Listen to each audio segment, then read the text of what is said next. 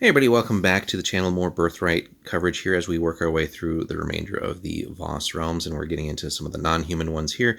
One of the more infamous ones that we've seen and heard bits and pieces of throughout most of these other realms, as it's kind of a dangerous realm to its neighbors here, are the infamous sword rust tribes. So let's jump in and see what that's all about.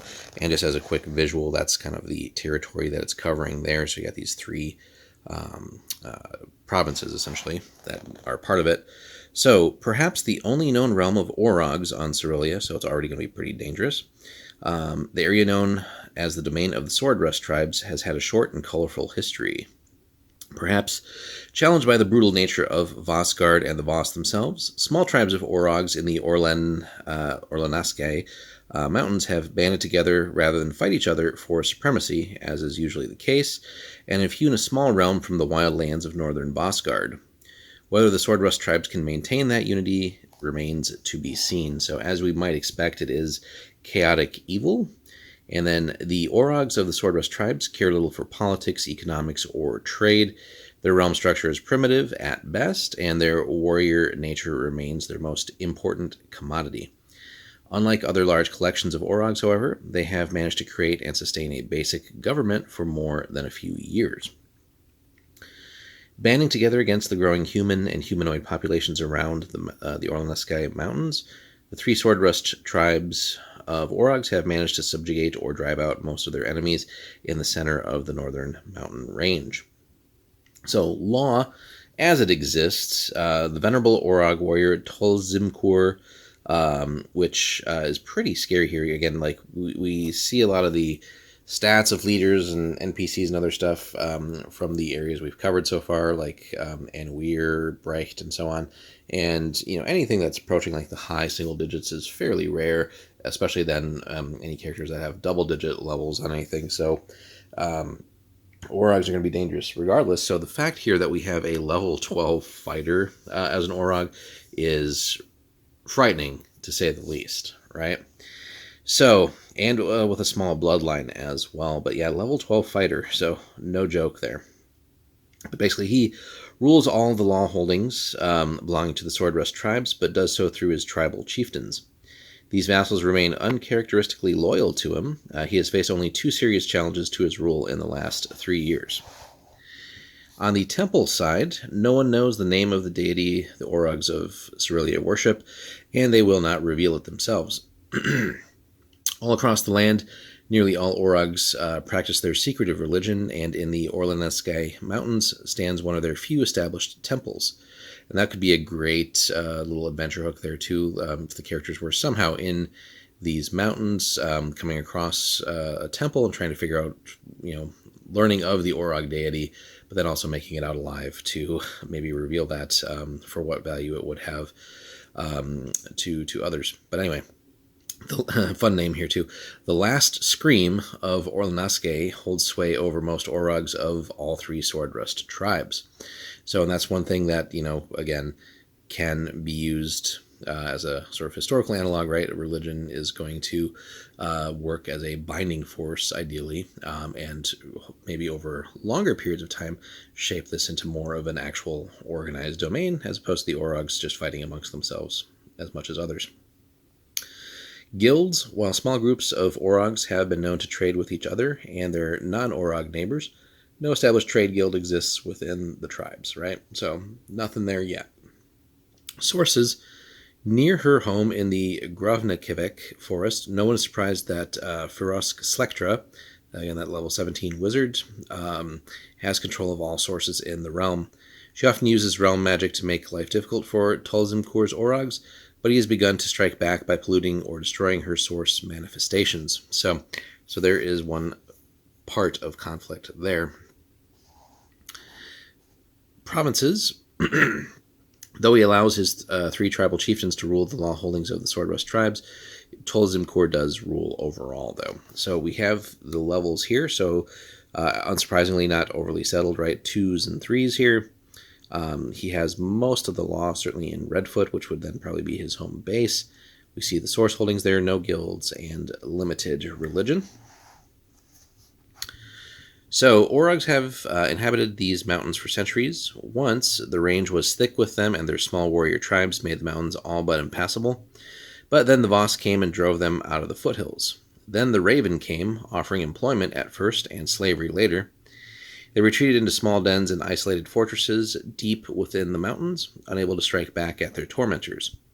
However, then came Tolzimkur, a young Orog of the Redfoot tribe. Tolzimkur passed his warrior's initiation test, which usually involved fighting single-handed against groups of unarmored slaves or a captured adventurer or two, by slaying a Voss scion and somehow stealing her remarkable bloodline.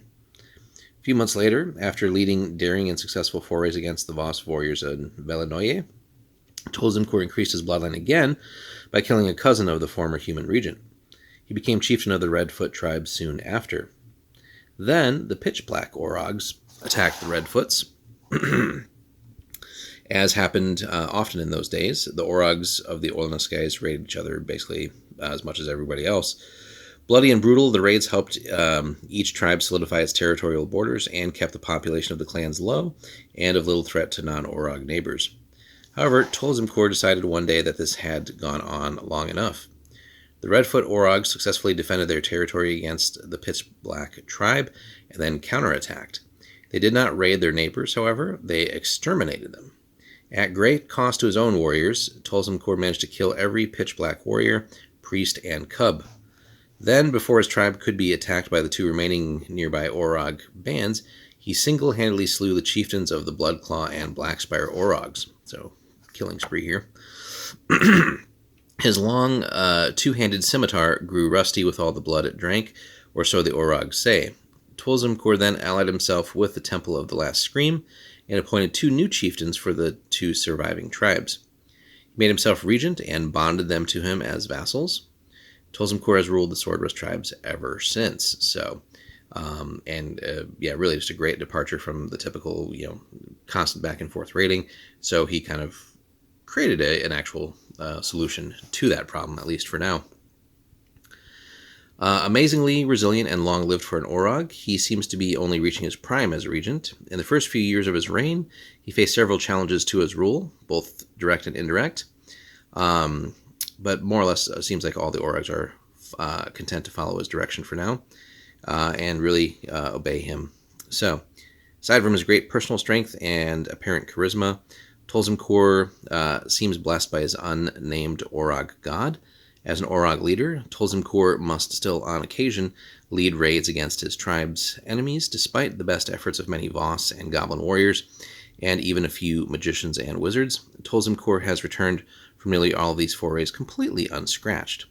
His long dark hair is now streaked with gray, and his fangs have yellowed with age, but no sane Orog and only a few Voss warriors dares to challenge him in battle. Yeah, again, level 12 fighter, so super, super good. Tolzimkur's only weakness stems from the nature of his people. Orogs breed slowly compared to goblins and gnolls, and they fight continually. Even under his rule, his warriors need to prove themselves in battle against their own kind.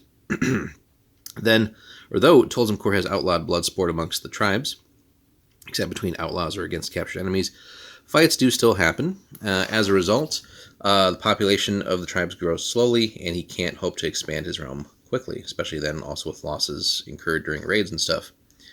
So, and that's thankfully one thing that has been good for the neighbors is them not being able to expand quickly, because certainly with seemingly his proficiency here and in actually getting these guys to band together, that could be a real threat for surrounding territories.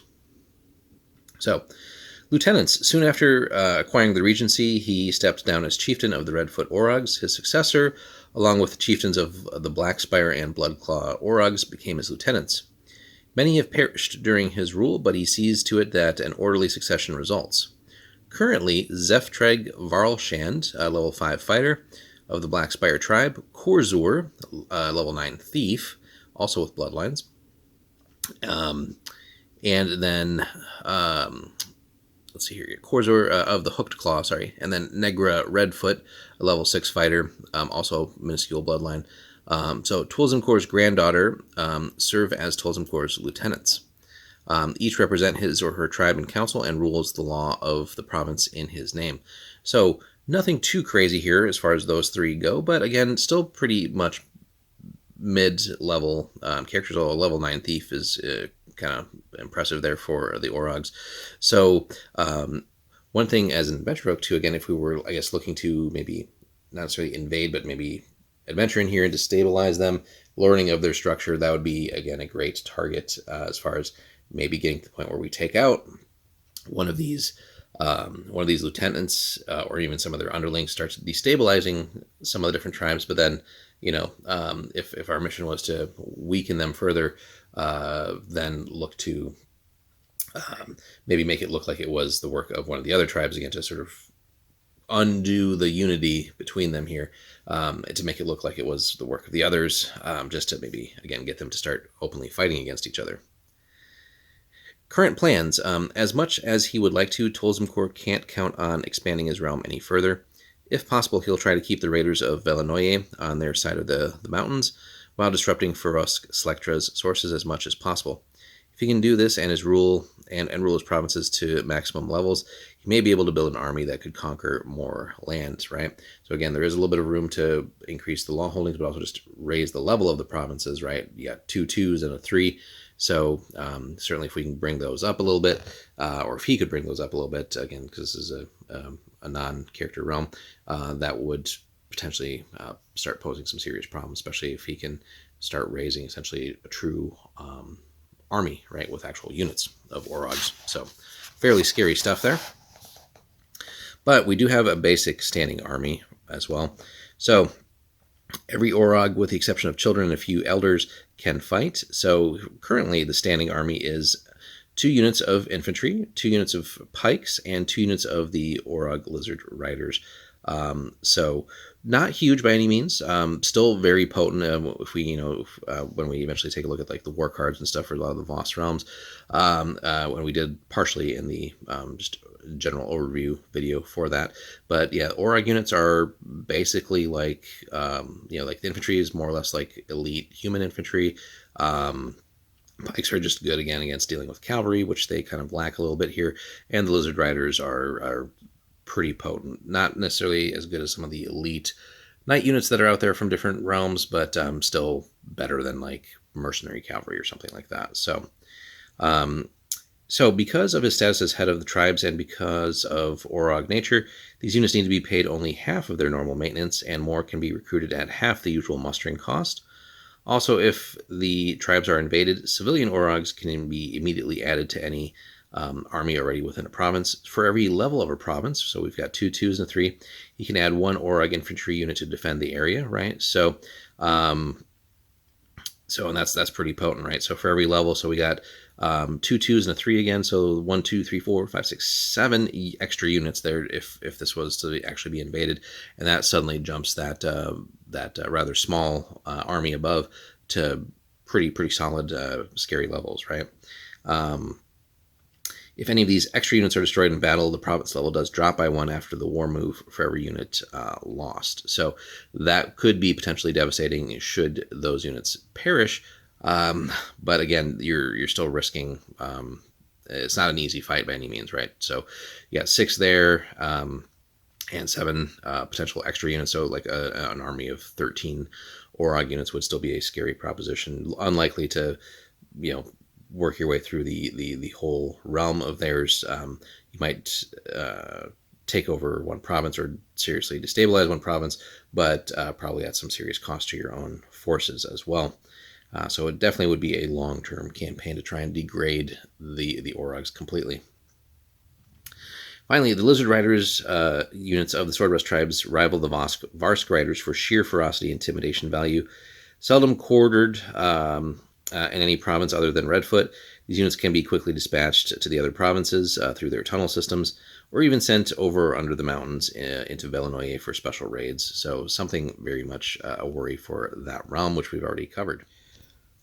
Alrighty, guys, and taking a look at the realm description. So the vast majority live underground in caves along the mountains. Really, they don't show any interest of sort of world building on top of the world, right, or surface on surface. So that makes it kind of hard to then, like, if you were somehow traveling through this range or adventuring, right, you're not like, you don't know like necessarily where to look and where the Orogs are necessarily, right? So it's hard to necessarily avoid stumbling into an area where maybe there's a lot of little caves and stuff, a lot of little entrances and exits, and where they could just suddenly appear. If the Orogs permitted it, a traveler able to scale the mountains could pass through Blackspire or Bloodclaw without seeing any sign of habitation. In Redfoot, the most populated of the 3 provinces, they have begun to live above ground in small little huts under the eaves of the Gravnikivek forest, though. So, the realm does appear, at least to the casual eye, completely wild, and for most purposes it still is. The quote-unquote fortresses of the Orogs are actually just large natural caverns deep inside the mountains. The Orogs carve tunnels only to provide secret entrances and exits to these giant caves. They do prefer living underground and don't see the need to cut paths in the stone as an obstacle to life below. The Swordrust Orogs do enjoy forging iron and steel and make some of the most effective armor and weapons of any humanoid race. Often better equipped, so armed and armored than their Voss counterparts, they can hold their own when fighting in the frozen mountains, for sure. So, and that again makes their military units the size of the potential armies that they could eventually raise if they continue to grow, a frightening proposition. So, some other important sites. So there are some secret sites that are in the realm, but only if the Orogs have not found them first. So the capital, Redfoot, is home to nearly as many Orogs as the other 2 provinces combined. The least mountainous of the provinces, they've begun living outside of the caves and caverns. Tolzim Kor encourages and is eager to encourage that expansion, and has moved the capital away from the mountains and into the forest.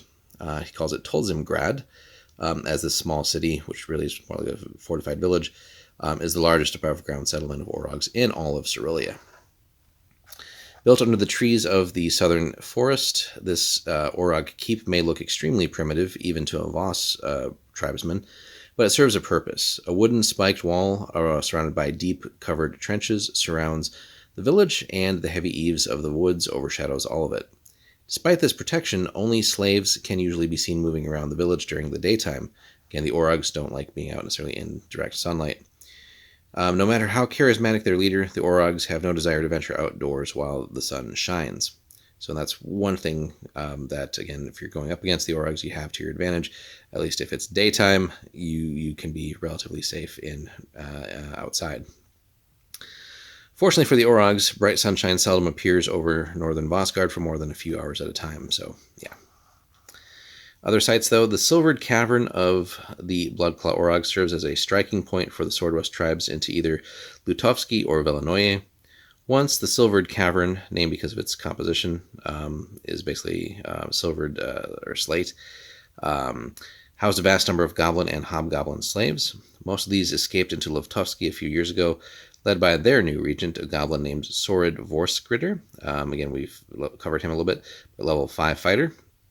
Now the 2 hidden entrances to this the Slivered Cavern, Slivered Cavern, sorry, not Silvered Cavern, look out onto Bloodclaw Pass, a narrow and winding path that leads between Velenoye and Lutovsky. Periodically, either the Surzek goblins or Velenoye's raiders try to shut down or collapse the pass, but the Orogs keep it open, using it to strike again at either side of the mountains to shattering effect. And that could be an also interesting maybe adventure hook or goal if you're adventuring from either of those other 2 realms, is to maybe decisively try to shut that down. Moving on, the mountains gained their name from a legendary Voss hero named Orl, who slew a dragon in its lair, but perished in the attempt. The dragon's cavern, it is said, collapsed near the end of the struggle, burying the dragon, Orl, and the dragon's treasure all together.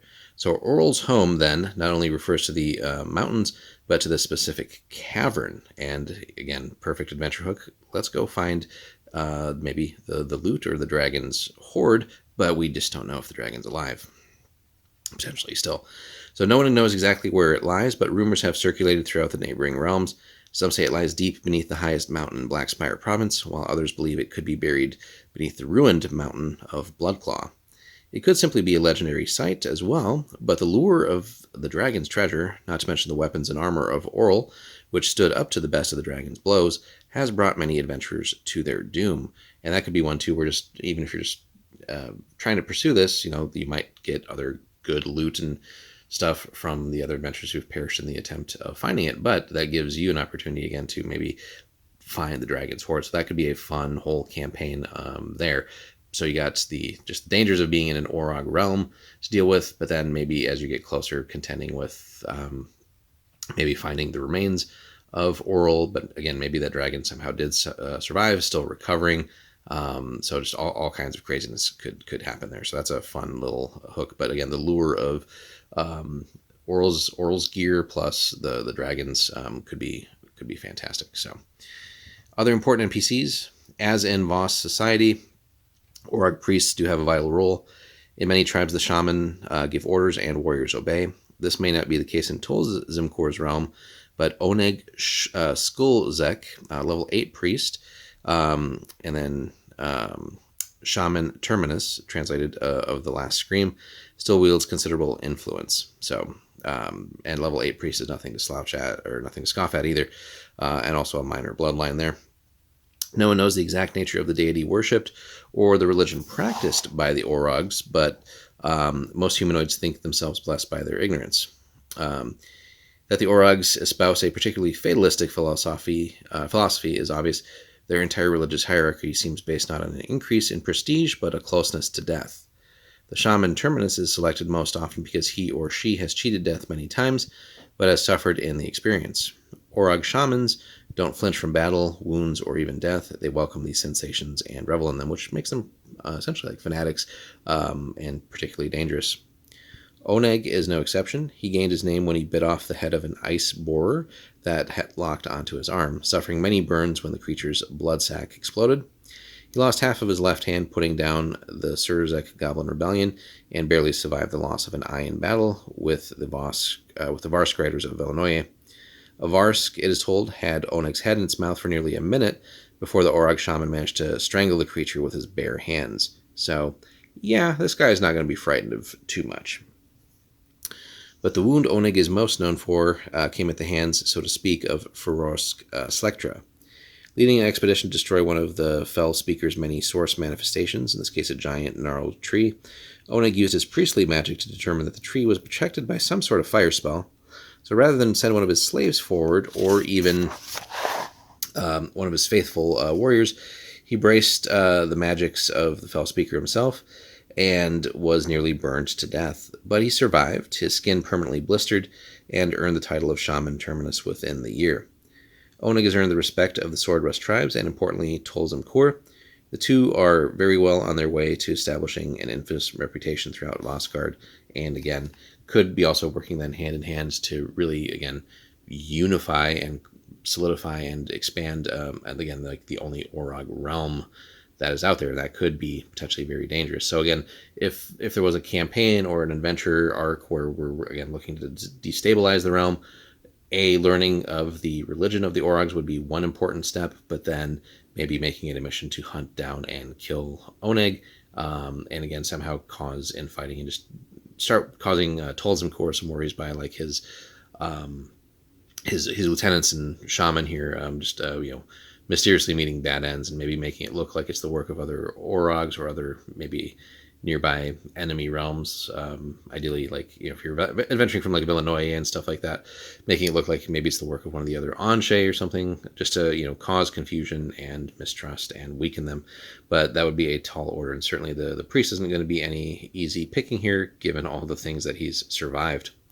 All right, moving on. Again, love the DM secret section here, so because there's no players secret series for any of the later realms, right? And they never really did a DM secrets line either, so it's nice that this is included here. So, secretive by nature, the Orogs of the Swordrust tribes reveal nothing willingly to their foes. Adventuring within the realm is fraught with peril, but could be necessary for the hero king wishing to forge an empire among the frozen wastes. Oral's home has been found, or so the wild rumors say. All over Rovninodensk, Villanoye, and even tiny Melier and faraway Molochev, Voss warriors stare in disbelief when they hear that the hero of the Orlowski Mountains has been found, and they shudder with rage when they learn the circumstances. The Orogs of the Swordrest tribes have unearthed Orl's home. If the stories are true, the Blackspire Orogs were carving a new passage between a high watch peak and a major hall when the passage collapsed. Dozens of human and goblin slaves died in the cave-in, and the survivors spent the better part of the winter trying to dig the passage out. When they completed their work, the leader of the Black Spire tribe was presented with a gift, the Helm of Orl, supposedly found at the cave-in. According to legend, the helm renders its wearer completely immune to the damage caused by fire and electrical spells, so like Fireball, Flame Strike, Lightning Bolt, etc., which is pretty potent, especially in this setting. It does not prevent damage caused by normal means or from breath weapons. The Armor of Orl supposedly did that, though. But the helm could prove invaluable in fighting evil wizards like Ferosk Selectra. Since this discovery, the Orogs have, according to rumor, been digging away at the passage, hoping to find the last resting place of Orl. Boss heroes all over the land are talking of forming some sort of expedition to beat the Swordrest tribes to their goal, but it may already be too late, and that could be, again, the adventure hook. Hey, the players want to join that, and hopefully make it there and see what they can find. Having established himself as a regent of destiny among the Swordrest tribes, Tolzimkur can afford to relax a little, or can he? Two of his lieutenants, one of them his own granddaughter, may be conspiring to replace their leader and take over the realm. Negra Redfoot and Korzur of the Hooked Claw think they can run the realm better than the chieftain and have conspired to prove it. Korzur, a thief by nature, wants to establish a guild holding to trade slaves with the Surzek goblins. Tolzimkur, still smarting from the goblins' rebellion and subsequent escape, has forbidden this. Angered by this dismissal, Korzur nevertheless dissembled and began to flatter and cajole Negra into thoughts of rebellion. He points out that, according to Orog custom, the young and strong should rule. Tolzimkur, he says, should give up the throne to Negra and retire, a foreign concept to most Orogs.